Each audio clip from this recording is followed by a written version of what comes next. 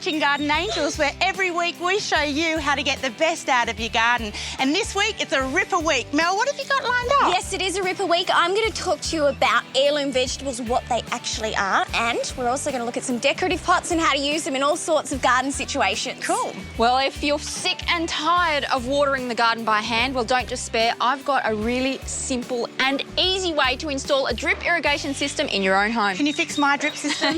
Maybe some other time. And I'm going back to school this week, and the kids and I are going to put up a worm farm, and I'm also going to show you how to grow Thai herbs and vegetables in your own garden. All this and more on Garden Angels.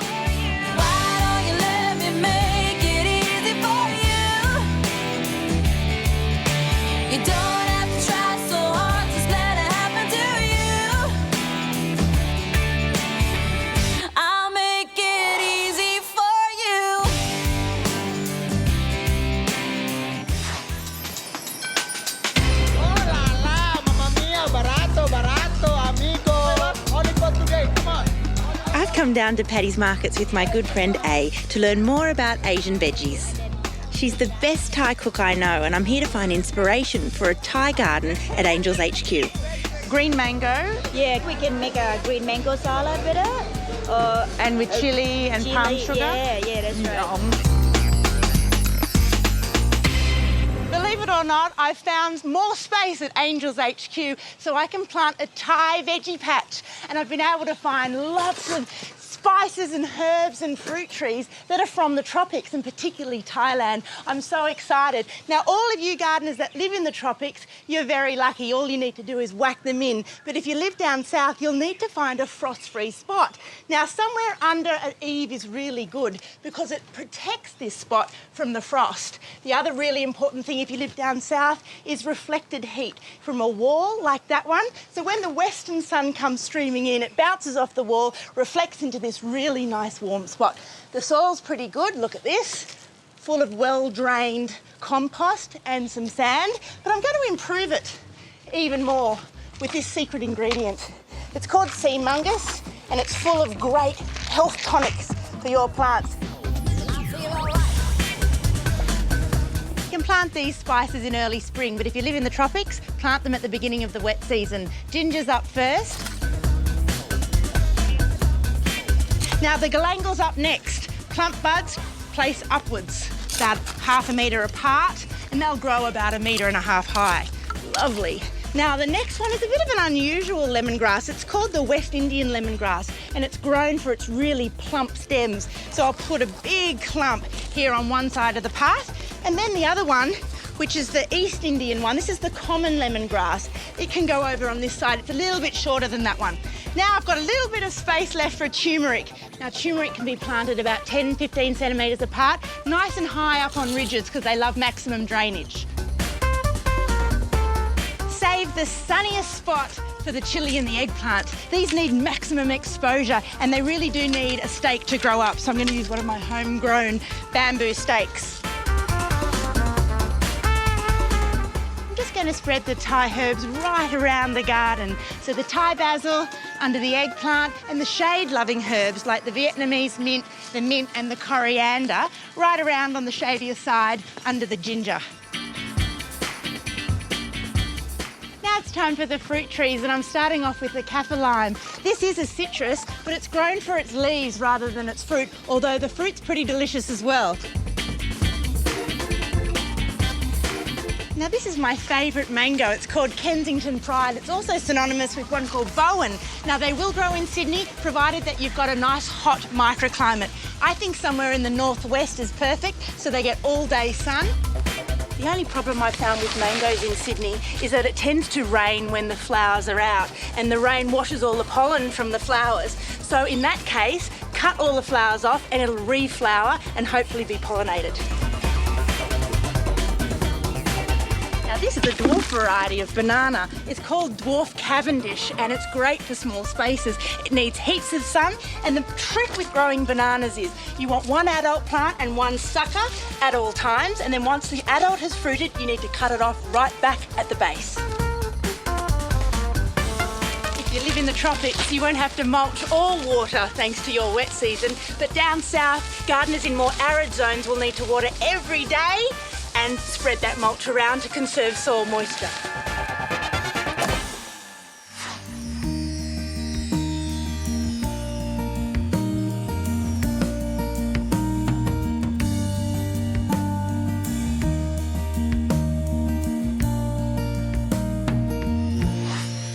Walk around any neighbourhood anywhere in Australia and you see this fantastic diversity of gardens. Well, it's the same thing with pots. These days, pots and containers come in every colour and style to suit any setting. So I'm going to show you how to use pots to create the perfect look in your garden.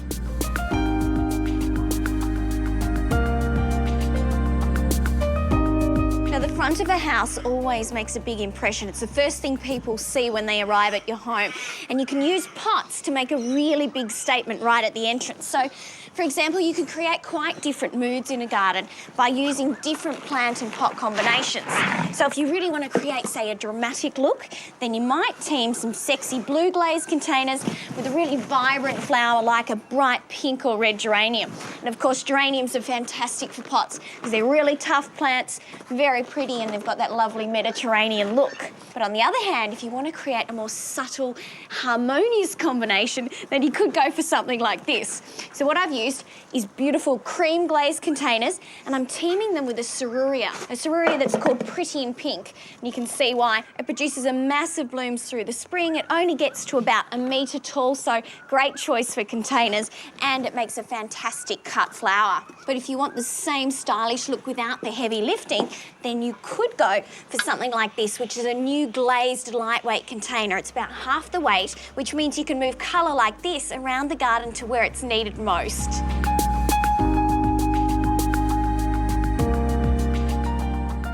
Now, if you like to pick and eat what you grow in pots, then this is a fantastic combination. You know, I always like to grow edibles in terracotta because they have that warm, kind of earthy look about them. But of course, the problem with traditional terracotta or standard terracotta is that what you'll find is it tends to be a little bit thirsty, which means it can actually absorb moisture. Whereas these pots have been pre-treated with a sealant, so it doesn't steal the water away from your valuable plants. Now, what I've done is I've planted a collection here of herbs, because herbs are great to just pick and eat straight in the kitchen. And then I'm growing some leafy greens, which can be grown and harvested year-round. And the real feature here is this two-way cherry. Check this out. It's beautiful in blossom. It's grafted and it's got 2 varieties on the one tree. You get a white flesh cherry and a dark flesh cherry, so the best of both worlds.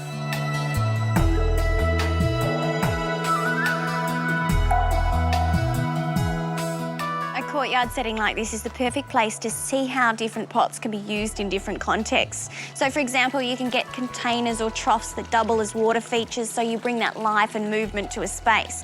You could look at using classic containers on either side to frame a pretty scene like this, or to frame the entrance to an outdoor entertaining area and swimming pool. Or you could dot containers around just for splashes of colour. And sometimes you get a pot that is so ornamental that it makes a dramatic statement all on its own without plants. Now, it just goes to show you that no matter what style your garden is, there really is a pot that can add flair to any situation.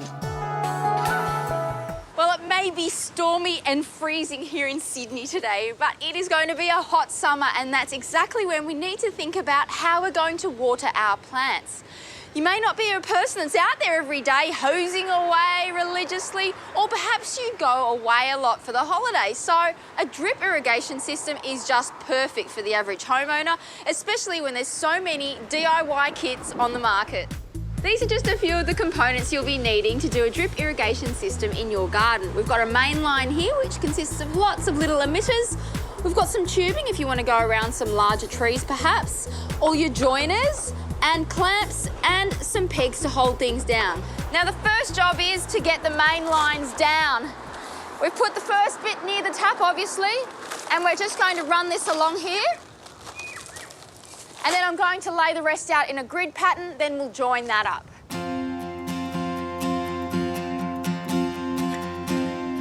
No, I'm not making myself a cuppa as much as I may need it in this weather. I'm softening up the lines so that it's much easier to push them onto these elbow joints or T-joints. All you have to do is get your clamp on, sit the tubing in the water for about 10 or 20 seconds until it softens up, and then just push them on. They should go on nice and easy. And then it's just a matter of pushing that clamp over, getting a pair of pliers, and clicking it in place. It must be about 10 degrees, and I don't care how silly I look, the job needs to get done.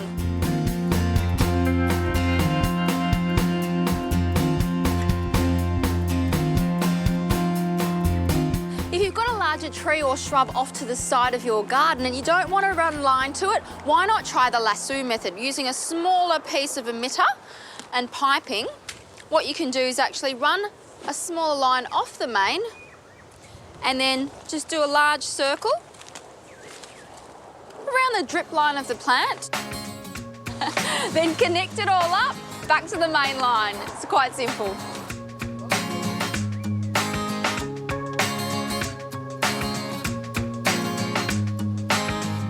Now this unit comes in one pack. It's a combined filter and pressure reducer. Once you put it all together, all you have to do is then screw that onto your existing tap fitting.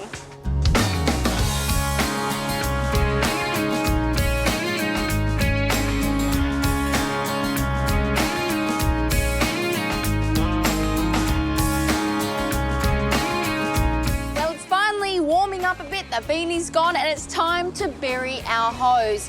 This is the fun part. All you have to do is clear away the mulch, get some fasteners or even some wire, and then push that down on the cable and then cover it back up with mulch.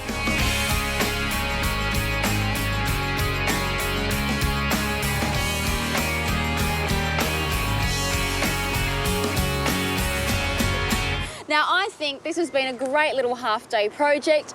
Full drip irrigation system in a front yard, and it's great for the environment because you're using less water in the garden and far more economical than the old-fashioned pop-up spray emitters or even handheld hose.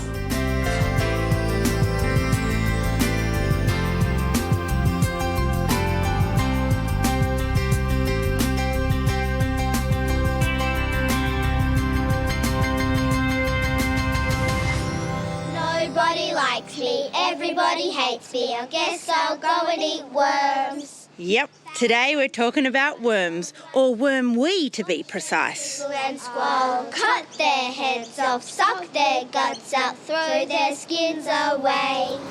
This is Nico Primary in Balmain. The kids here learn about the environment by growing veggies. And why do you kids like to be out in the garden here? Because you get dirty and kids like to get dirty. There's also a great sense of achievement. What these kids don't eat, they sell.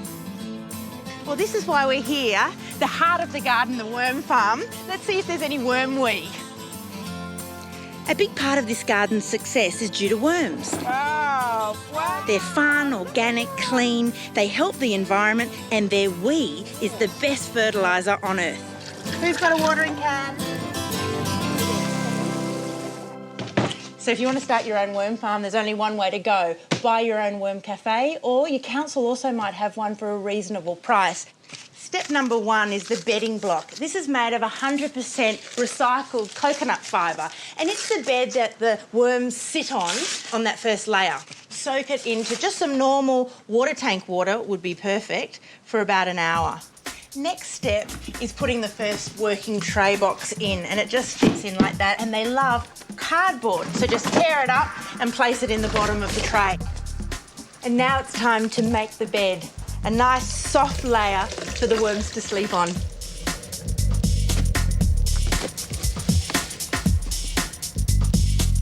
You can't use normal garden variety earthworms for your worm farm. You need to buy special worm farm worms. They're either tiger worms or red worms, and these are the little beauties. I'll show you them. There's 1,000 here, and I think 1,000 is actually a good number to start with, and they just need to be spread over the bed. A few layers of newspaper on the top will just provide a nice moist environment for our worms. But if you don't have newspaper, you could use hessian or a little bit of old carpet. Don't feed your worms for about 2 or 3 days. It's important to let them settle into their new home before you feed them. But when you do come to feeding them, just use any old kitchen scraps. I like to give them lettuce, chop it up finely. Remember, their mouths are quite small, so they need to be kept quite fine. And use things like mushrooms that I didn't get around to eating last week.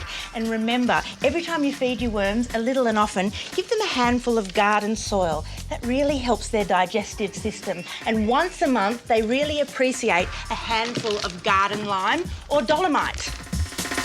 I want my worms in the heart of the veggie patch where I can see them and feed them every day. It's really important that they need morning sun or shade. They don't like to be kept too hot. Now, each week, I'm going to flush them out with 5 litres of water. That water goes right through them, keeps them moist and keeps them happy. And I can just siphon off the water, and then as that worm wee flows through, I can just collect it and use it in the garden. Now, you've probably heard the term heirloom vegetables bandied about and thought, what on earth are they? Well, they're old-fashioned varieties with old-fashioned flavour. They're like the antiques of the vegetable world. And like any heirloom, they've been passed down from generation to generation and stood the test of time because they're genuinely good garden varieties. Now, I'm here at Heronswood, which is the home of heirloom vegetables, to harvest the pick of the crop, experience the full flavour and show you just how good they look in the garden and on the plate.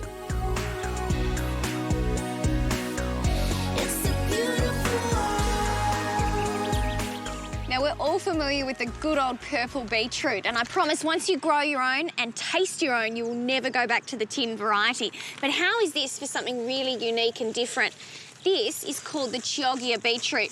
Now, on the outside, it looks just like a normal beetroot, but the real surprise comes when you cut it right through the centre and reveal these concentric rings of white and purple. I'm harvesting them as baby beets, and that pattern gets even more intense as that root develops. But when it comes to beetroots, the tastiest and the sweetest tend to be the golden variety.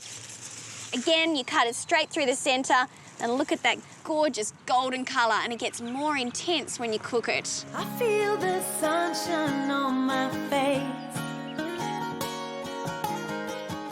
Come rain or shine, it is the same. Now, when most people think of carrots, they think of Bugs Bunny and the good old orange carrot. But did you know that carrots actually come in all different colours? The most unusual being the purple carrot. They also come in a white, which looks a bit more like a radish, and a yellow carrot. Now, if I was to show you a purple carrot, you'd probably think it was some freak of nature or perhaps genetically engineered. But the purple carrot is the original carrot. Now, it originated from Afghanistan, and it still features quite strongly in the cuisine of that region. It was well known in Europe in the Middle Ages, and it was actually the Dutch who crossed a purple carrot and a yellow carrot to yield the orange carrot that we all know today. Now, of course, I'm just harvesting these as sweet, tender baby carrots, but you could let them go a bit more and mature. And it's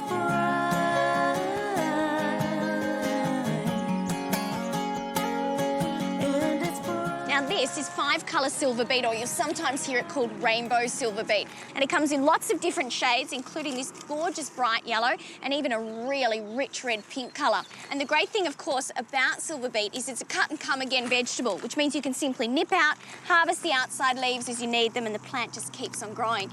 Now, heirloom varieties are fantastic because they look brilliant in the garden. I mean, this display is as pretty as any flower, and they maintain this gorgeous colour in the stem even when you cook them. So you can use them to brighten up your soups and your salads and your stir-fries. Now, speaking of food, the great thing about this garden is that all the fresh produce goes straight to the cafe to be used in a typical garden-to-table style. So I've asked the chef to whip me up something quick so you can experience this old-fashioned flavour through my taste buds.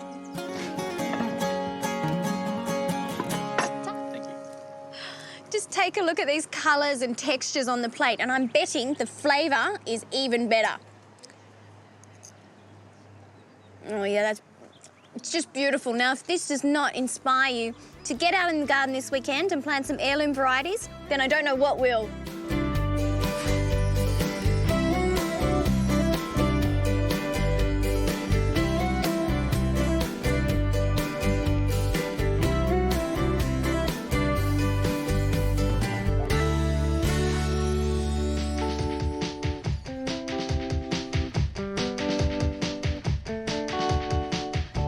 Remember our fabulous annual bed?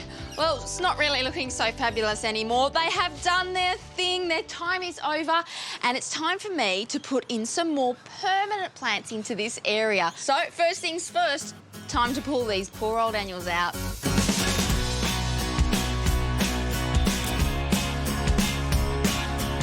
Now this soil is going to be perfect for our shrubs and ground covers. They're all drought hardy and they're used to a low nutrient soil, so I'm not going to be adding anything in. We've got mounded beds already and perfect drainage, so they should thrive.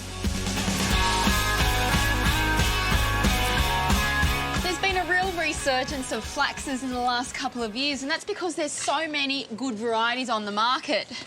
Now this particular one is called Black Beauty, and it's obviously very dark coloured.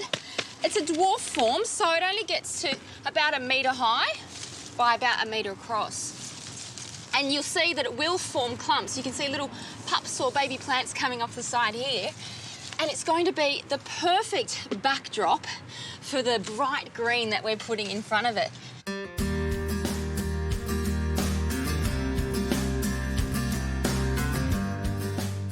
Spurges are one of my favourite group of plants. In particular, this one here, it's called Euphorbia martinii, cross martinii that is. And these masses of flowers appear for about 5 months, from the end of winter all the way through to February. And I'll let you in on a little secret. These green flowers are actually bracts, which are a fake flower that surrounds a rather insignificant one. But they are divine, and it is quite rare to see green flowers.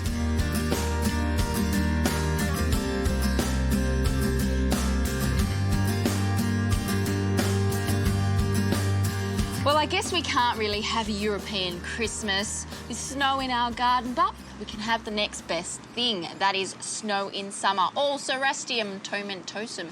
Now, that species name, tomentosum, refers to the tomentose or furry leaves, and that's what gives it that beautiful silvery sheen. They're a wonderful ground cover to have in the garden because in summer, as the name suggests, they produce masses and masses of white flowers, which appear to be snow.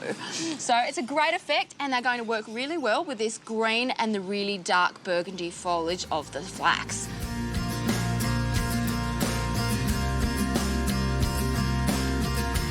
We're replacing the pansies with a beautiful native called Agonis Jedda's Dream. You could probably buy it as Jedda's Dream. It's a smaller version of another popular Agonis called After Dark, but it has that very characteristic dark purple, almost black foliage, and is a perfect focal point as you walk through the front entrance of the house. And how about these for the perfect partner, a fiery orange red. It's a type of kalanchoe called Blossfeldiana, but you'll find it commonly sold as a kalanchoe or even a flamin' Katie.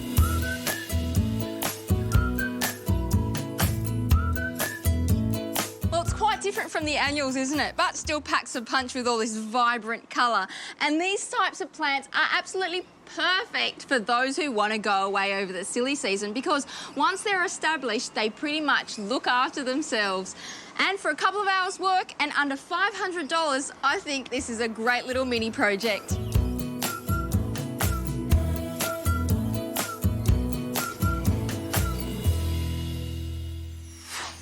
You've been watching Garden Angels. I hope you've got some tips and tricks that you can use in your garden. And don't forget the website. We've spent heaps of time writing the fact sheets just for you. And next week, I'm heading up to tropical North Queensland, sorry girls, and checking out some great palms. And I'll tell you how to get your garden ready for the silly season, sprucing up your front garden on a budget. And I'm going to take you to the best garden in the universe to show you the most magnificent perennial display. All this and heaps more next time on Garden Angels.